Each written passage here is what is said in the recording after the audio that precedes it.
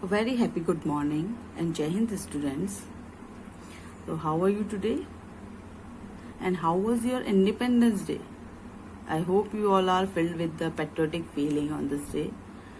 And you all know that we enjoying this freedom due to the struggle of our freedom fighters, है ना? So respect this freedom and वो कहते हैं ना कि handle it with care. तो it is needed to use it carefully, क्योंकि ये हमें बहुत ही स्ट्रगल के बाद, बड़े सेक्रीफाइसेस के बाद मिली है, बड़े परिश्रम के बाद मिली है. तो so it is your responsibility to handle it with care, है ना. So let's start the lecture. So students, as revising chapter 2 cultural change, in our previous lecture we have discussed about the caste as system of stratification, origin of caste and Varna scheme and the features of caste. And today we will discuss about the Varna and Jati.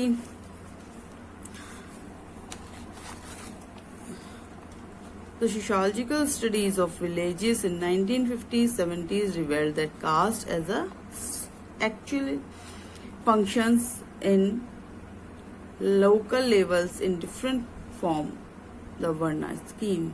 तो sociological studies जब की गई 1950s और 70s में, तो ये पाया गया कि जो एक्चुअली फंक्शन है किस चीज का, जो जाति वर्णा सिस्टम का जो एक्चुअली फंक्शन है वो लोकल लेवल पे बिल्कुल ही डिफरेंट है, विलेज लेवल पे बिल्कुल ही डिफरेंट है ना. अब कैसे डिफरेंट है? Varna Jatiya broad pan-Indian aggregative are actually existing hierarchies at classification and is uniform throughout label but varies from region to region. ये वर्णा जो और जाति वाला जो सिस्टम है ये इतना ब्रॉड सिस्टम है और हर तरीके की सोसाइटी में एक कह सकते हैं कि एक एक्यूरेट लेवल पर एक हायरार्किकल क्लासिफिकेशन है जो पाया जाता है ना. लेकिन ये वेरी करता है रीजन टू रीजन डिफरेंट. यहाँ पे जो बात हो रही है बच्चों वो हो रही है डोमिनेंट कास्ट को लेकर कि डिफरेंट रीजन में डिफरेंट कास्ट डोमिनेंट होती है ना.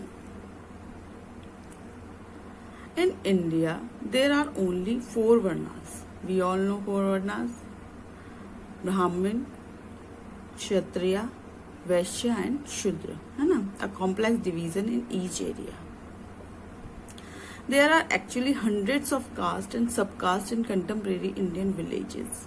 But 4 वर्णास जो थे वो different caste में कह सकते हैं हम कि बदल गए और caste की भी subcaste हो गई. कब हुआ ये हुआ पोस्ट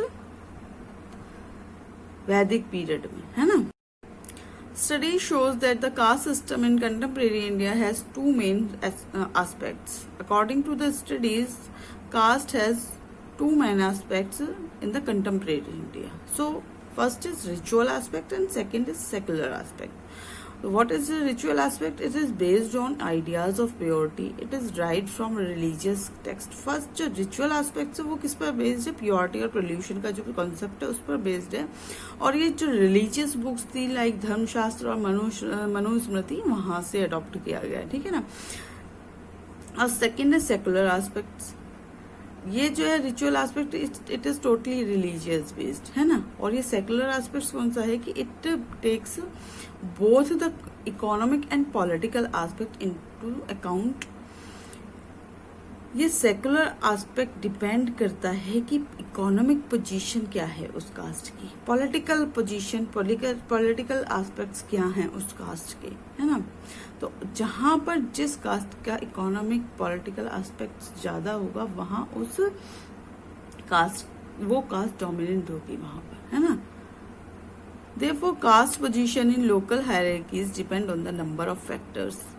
तो कौन किस चीज पर डिपेंड करती है जो लोकल हायरार्कीज में जो कास्ट है वो किस चीज पर डिपेंड करती है? तो first is ritual and customs of a caste. Rituals मैंने आपको बताई हैं, rituals and custom of the caste. And the food habits यानी कि वेजिटेरियन, नॉन वेजिटेरियन, पॉकेटिंग है, नॉन पॉकेटिंग है. ऑक्यूपेशन कि वहाँ को क्या ऑक्यूपेशन करने वाले लोगों का जो एक नंबर है वो कितना है, ठीक है. Next is land holding. कि जो पर्टिकुलर कास्ट है उनके पास जो लैंड है वो कितना है। अगर उस पर्टिकुलर कास्ट के पास लैंड होल्डिंग ज्यादा है तो वो डोमिनेंट कास्ट है ना। एंड द पॉलिटिकल पावर पर भी डिपेंड करता है कि जो पॉलिटिकली स्ट्रॉन्ग कास्ट है उसका वो वहां पे ज्यादा डोमिनेंट कास्ट होगी, मतलब उस एरिया की डोमिनेंट कास्ट होगी। At local level very often intermediate and lower level caste try to rise up in the caste hierarchy through the process of Sanskritisation. और लोकल लेवल पर जो लोअर कास्ट हैं वो अपने आप को अप करना चाह रही है, राइज अप करना चाह रही हैं कास्ट हायरार्की में। किसको अडॉप्ट करके? जो प्रोसेस है संस्कृताइजेशन की उसको अडॉप्ट करके। तो क्या है कि जब कोई लोअर हिंदू कास्ट या फिर ट्राइब है अपने स्टेटस को अप करने के लिए सोसाइटी में जो एक हायरार्किकल सिस्टम है उसमें अपने जो स्टेटस है उसको ऊंचा उठाने के लिए किसी के लिए जब क्या करती है, कॉपी करती है कस्टम्स, रिचुअल्स और वे ऑफ लाइफ को। किसके? ट्वाइस बोर्न कास्ट कौन सी है? जो कि वर्ण सिस्टम में 3 जो कास्ट हैं यानी कि ब्राह्मण्स और क्षत्रिय और वैश्य, इनके लाइफस्टाइल को, इनके रिचुअल्स को, कस्टम्स को कॉपी करती हैं। तो दैट इज कॉल्ड संस्कृताइजेशन। जो ये प्रोसेस है इसको हम संस्कृताइजेशन कहते हैं। जब एक लोअर कास्ट किसी भी अपर कास्ट के रिचुअल्स को फॉलो करती है, किस लिए? क्योंकि वो सोचते हैं कि ये कॉपी करने से हम धीरे धीरे अपर कास्ट में ही चेंज हो जाएंगे, है ना। तो ये जो प्रोसेस है इसको एम श्रीनिवास ने क्या कहा है? संस्कृताइजेशन कहा है। लेकिन पहले इन्होंने इसको ब्राह्मणाइजेशन कहा था, क्योंकि जो लोअर कास्ट थी वो, क्योंकि टॉप क्लास जो कह सकते हैं कास्ट है वो कौन सी है? वो ब्राह्मण्स को समझा जाता था। तो जो वो ब्राह्मण्स के रिचुअल्स को फॉलो किया, तो पहले इसको ब्राह्मणाइजेशन कहा था लेकिन बाद में इसको संस्कृताइजेशन कहा गया, ठीक है। और इसके लिए जो लोअर कास्ट है वो क्या करती है? गिविंग अप लिक्विड, यानी कि जो वो अल्कोहल लेते थे उसको छोड़ देते हैं या फिर वेजिटेरियन हो जाते हैं, है ना। Now the dominant caste. Dominant caste is a term introduced by M.N. Srinivas to understand the process of change in rural area. जो ये टर्म है M.N. श्रीनिवास ने ही दी है। डोमिनेंट कास्ट की जो टर्म है ये भी M.N. श्रीनिवास ने ही दी है, समझने के लिए कि जो रूरल इंडिया में जो चेंजेस हो रहे हैं, जो ग्रामीण इलाके में, ग्रामीण स्तर पर जो चेंज जो हो रहे हैं सोसाइटी के अंदर, वो क्यों हो रहे हैं, है ना। तो dominant caste are those intermediate caste. Dominant caste need not to Brahmins in parts of Punjab, UP and Haryana. Non-Brahmin caste are dominant caste. The exercise domination at local or regional level is due to the presence of the following characteristics. तो जो dominant caste हैं वो local level पर, मतलब या फिर कह सकते हैं हम कि लोकल लेवल पर या रीजनल लेवल पर देखने को मिलती हैं, है ना। ये तो वो ऐसा क्यों है? जैसे कि यहाँ पे दिया हुआ है कि dominant caste need not to be Brahmins, कि जो डोमिनेंट कास्ट है, क्योंकि जो ब्राह्मण्स हैं उनको जो हायरार्की लेवल है स्ट्रेटिफिकेशन का उसमें अपर कास्ट कहा गया है ना। जो टॉप मोस्ट कास्ट है वो ब्राह्मण्स की है, लेकिन डोमिनेंट कास्ट में जरूरी नहीं है कि वो जो कास्ट है वो ब्राह्मण हो, है ना। इन पार्ट्स ऑफ पंजाब, जैसे कि पंजाब, यूपी और हरियाणा में नॉन ब्राह्मण कास्ट क्या है? डोमिनेंट कास्ट है ना। और ये क्या कैरेक्टरिस्टिक्स है कि डोमिनेंट कास्ट की कैरेक्टरिस्टिक्स क्या हैं? First is economic power.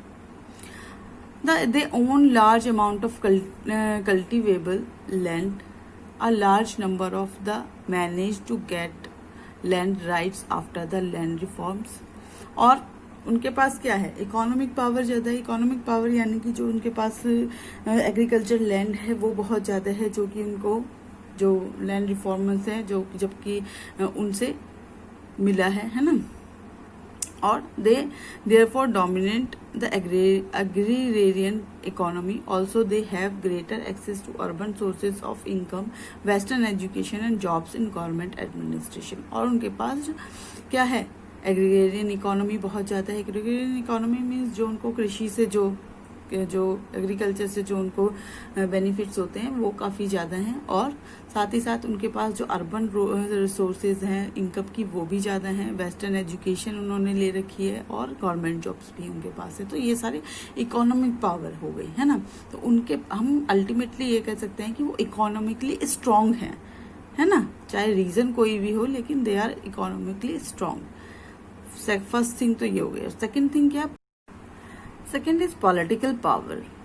Dominant caste are numerically preponderant, means के डोमिनेंट कास्ट जो होती है, जो उस पर्टिकुलर रीजन की डोमिनेंट कास्ट, तो वो डोमिनेंट इसलिए भी है कि वो नंबर में ज्यादा है ना। उसी पर्टिकुलर कास्ट के बहुत सारे लोग वहां रहते हैं, ठीक है। This leads to dominance in regional politics, और वही रीजनल पॉलिटिक्स का कारण बनती है, जहाँ पे जो लोग ज्यादा, जैसे हम कहते हैं कि जो दलित हैं, है ना, वो एक पर्टिकुलर एरिया में बहुत ज्यादा है ना। तो अगर उनके यहाँ से कोई कैंडिडेट पॉलिटिक्स में उठता है, हम कहते हैं विलेज लेवल पे ही ऐसा है, तो अगर पंचायती जो इलेक्शन होते हैं उसमें प्रधान के जो इलेक्शन होते हैं उसके लिए कोई दलित कैंडिडेट उठा, और वहाँ की जो कह सकते हैं कि जो पॉपुलेशन है वो दलित लोगों की ही ज़्यादा है, तो उसका जो जीतने के चांसेस हैं वो बहुत ज़्यादा होंगे। क्यों? क्योंकि वोट देने वाले लोग बहुत ज़्यादा होंगे, है ना। तो वहाँ जो डोमिनेंस होता है पॉलिटिक्स का, वो डिपेंड करता है कि नंबर पे, कि उस कास्ट से रिलेटेड नंबर ऑफ पीपल कितने हैं, है ना। Examples of dominant caste: Yadavs of Bihar and UP, Reddis of Andhra Pradesh, Jat of Punjab and Haryana। तो डोमिनेंट कास्ट के एग्जाम्पल्स क्या क्या हैं कि जैसे कि बिहार में जो यादव्स हैं वो डोमिनेंट कास्ट हैं, है ना, यूपी और बिहार में। रेड्डीज आंध्र प्रदेश में, और पंजाब में कौन है? हरियाणा में जाट हैं, वो डोमिनेंट कास्ट के रूप में वहाँ पे रूल करते हैं, है ना। So now we will discuss about the next term of society, that is social control. So what is social control? तो बच्चों social control हमने सोसाइटी पढ़ा है ना। सोसाइटी है, पीपल हैं और नंबर्स ऑफ पीपल हैं, है ना। सबके डिफरेंट बिहेवियर हैं, डिफरेंट डिजायर्स हैं, डिफरेंट नीड्स हैं, है ना। तो जो डिफरेंट इंडिविजुअल्स के जो डिफरेंट बिहेवियर हैं, उसमें कुछ बिहेवियर सोसाइटी के लिए यूजफुल होते हैं, है ना, हेल्पफुल होते हैं, सोसाइटी को डेवलपमेंट की तरफ ले जाते हैं, है ना, इन्वेंशंस करते हैं। बट कुछ जो बिहेवियर होते हैं इंडिविजुअल्स के, वो सोसाइटी के लिए हार्मफुल होते हैं, सोसाइटी को डिजास्टर की तरफ ले जाते हैं, है ना। तो जो वो बिहेवियर होते हैं जो सोसाइटी के लिए हार्मफुल होते हैं, उनसे सोसाइटी को बचाने के लिए हमें किसकी नीड होती है? कंट्रोल की। तो दैट इज सोशल कंट्रोल की, है ना। तो society is a harmonious organisation of humans, है ना, एक हार्मोनियस ऑर्गेनाइजेशन है ह्यूमंस की society. Individuals are expected to discharge their roles and perform functions accordingly. तो ह्यूमन बींग्स से सोसाइटी क्या एक्सपेक्ट करती है? सोसाइटी ह्यूमन बींग से एक्सपेक्ट करती है कि वो अपने जो रोल है वो अकॉर्डिंगली परफॉर्म करते रहे, जो फंक्शंस हैं उनको अकॉर्डिंगली परफॉर्म करते रहे, जो उनको दिए गए हैं रोल्स जो हैं उनको एक कहते हैं ना कि एक रिस्पॉन्सिबल सिटीजन की तरह उसको परफॉर्म करते रहे, है ना। In order to exist and progress, society has to exercise a certain control over its member। और इसी ऑर्डर में, इसी सोसाइटी की जो प्रोग्रेस के लिए सोसाइटी जो अपने जो मेंबर्स हैं उन पे कुछ कंट्रोल लगाती है। जो ये प्रोग्रेस है, जो ये सोसाइटी की एग्जिस्टेंस है, उसको बरकरार रखने के लिए जो सोसाइटी है वो अपने मेंबर्स के बिहेवियर पर कुछ कंट्रोल लगाती है ना। Such controls are termed as social control. उन्हीं कंट्रोल्स को हम क्या कहते हैं? सोशल कंट्रोल कहते हैं।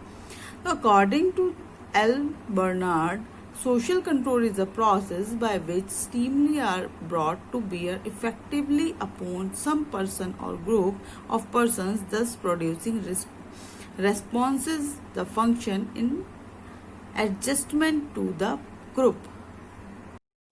तो अकॉर्डिंग टू एल बर्नार्ड क्या कह रहे हैं कि सोशल कंट्रोल एक ऐसी प्रोसेस है जिसमें कि कंट्रोल के जो मीन्स हैं उनको ऐसे इतना इफेक्टिवली किसी भी पर्सन पर, कुछ पर्सन्स पर या फिर किसी पर्टिकुलर ग्रुप पर इस तरीके से लागू किया जाता है जिसमें कि वो अकॉर्डिंगली फंक्शन कर सकें, सोसाइटी के अकॉर्डिंगली फंक्शन कर सकें और सोसाइटी में एडजस्ट कर सकें, है ना।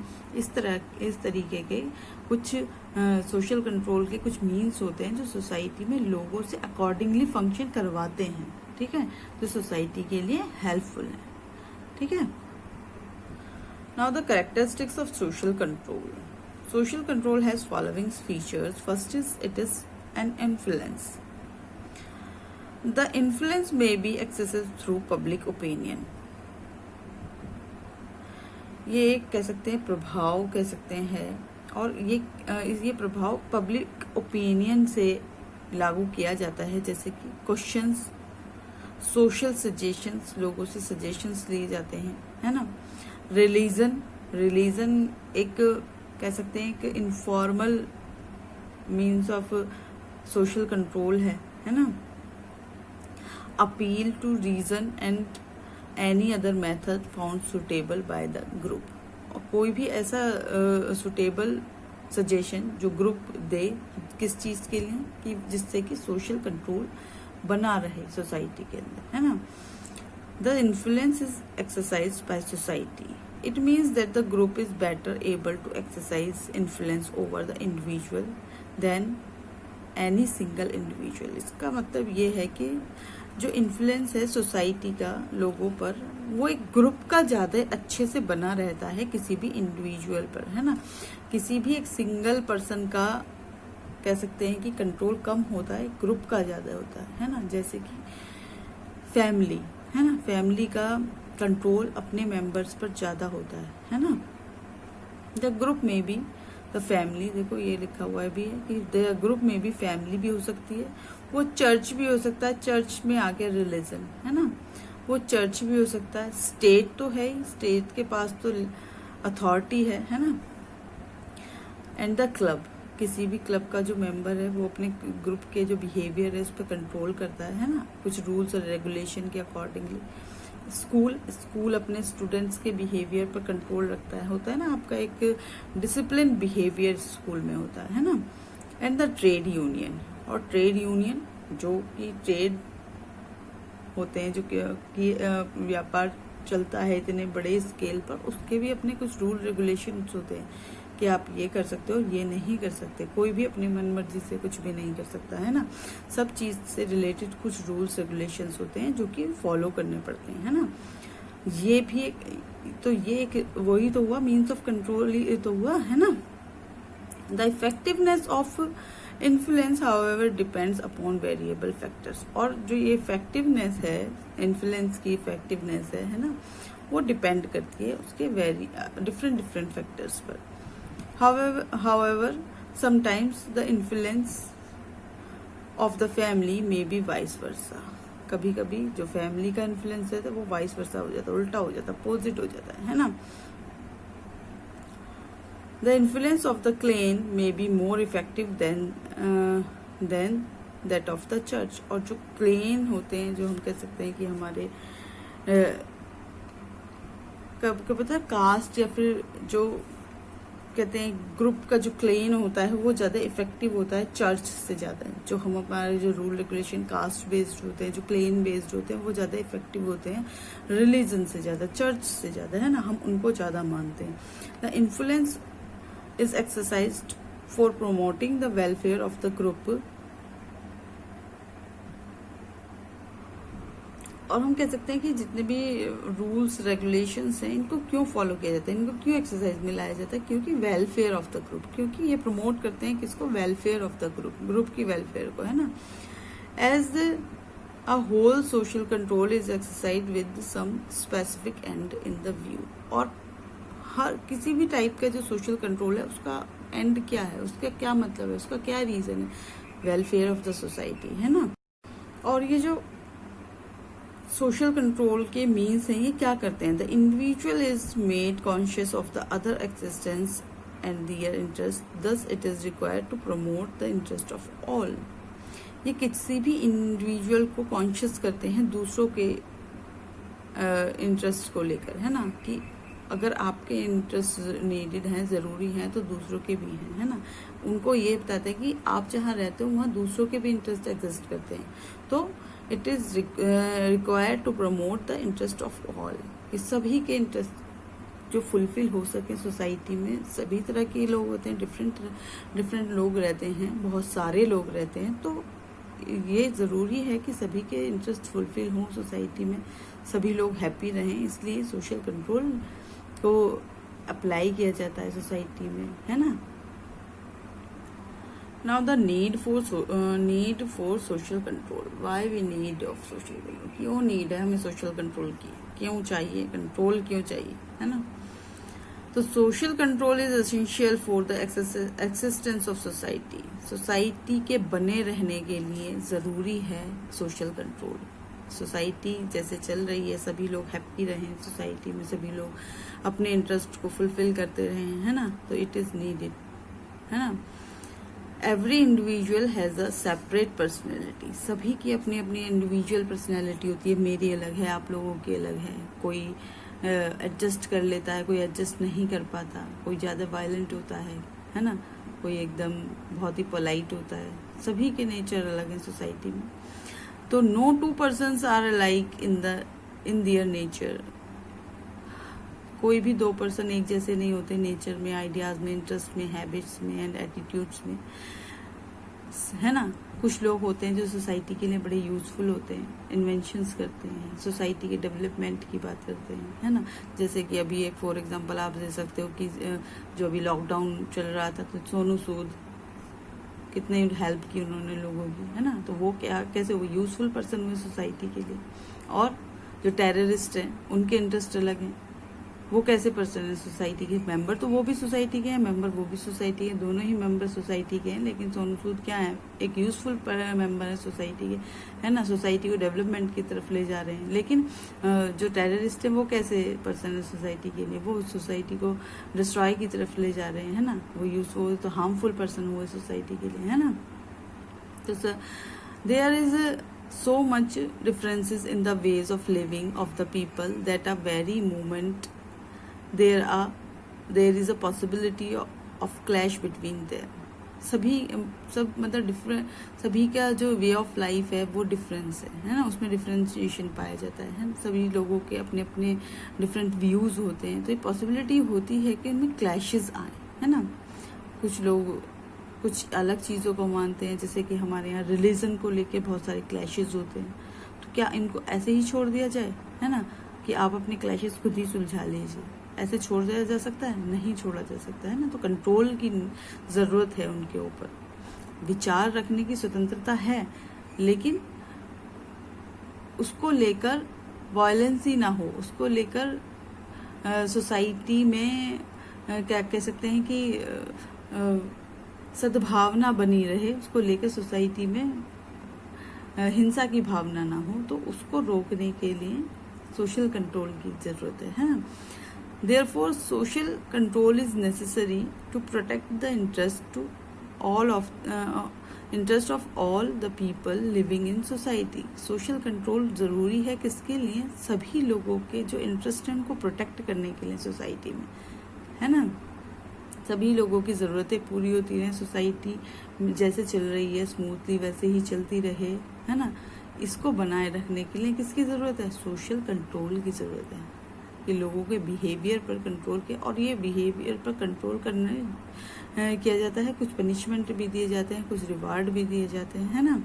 तो डेवलपमेंट कोऑपरेटिव व्यूज़, कैसे सोशल कंट्रोल को लागू किया जाता है? तो development cooperative views. With the help of social control, individuals are able to come to contact with each other according to their interest, habits, position and status. और social control को बनाए रखने के जो इंडिविजुअल्स होते हैं वो एक दूसरे के कांटेक्ट में आते हैं, जिनके की सेम इंटरेस्ट हैं, सेम हैबिट्स हैं, सेम पोजीशंस हैं, वो लोग सेम स्टेटस के लोग हैं, वो साथ साथ रहते हैं, है ना। Thus they develop the cooperative nature which is the basic element of the development of society. और ये जो कोऑपरेटिव नेचर है, it is the basic element of the society. किसी भी सोसाइटी के लिए बेसिक एलिमेंट है कोऑपरेशन, जो सोसाइटी को स्मूथली चलाने में मदद करता है ना। To provide social sanction, next क्या है कि सोशल सैंक्शन, यानी कि social control provide social sanction and social ways of behaviour. कुछ सैंक्शंस लगाता है, रोक लगाता है कुछ चीजों पर, सोसाइटी जो ऐसे बिहेवियर होते हैं जो कि हार्मफुल होते हैं। There are many norms and customs in every society. Every society has different norms and different customs, जो कि वो अपने जो मेंबर्स हैं उनसे एक्सपेक्ट करता है कि वो उसको फॉलो करें, है ना। Every individual has to follow them. अभी मैंने ये बताया कि इंडिविजुअल से ये एक्सपेक्ट किया जाता है कि वो फॉलो करें। If an individual violates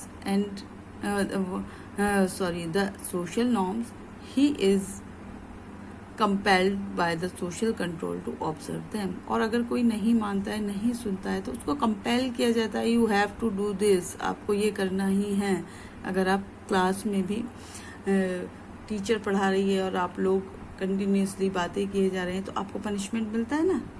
तो वही है कि आपको जो सोसाइटी का जो प्रोटोकॉल है, जो क्लास का प्रोटोकॉल है, उसको आपको फॉलो करना है। लेकिन अगर आप नहीं करते हो तो आपको पनिश किया जाता है ना।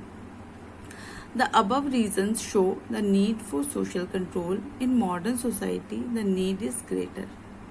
तो ये सभी रीजन क्या शो करते हैं कि हमें नीड है सोशल कंट्रोल की, हमें चाहिए सोशल कंट्रोल। ये कोई प्रीमिटिव सोसाइटी नहीं है जहाँ सोशल कंट्रोल के बिना काम चल जाएगा, या फिर हम कह सकते हैं कि सोशल कंट्रोल के जो इनफॉर्मल एजेंसीज हैं उनके अकॉर्डिंगली काम चल जाएगा।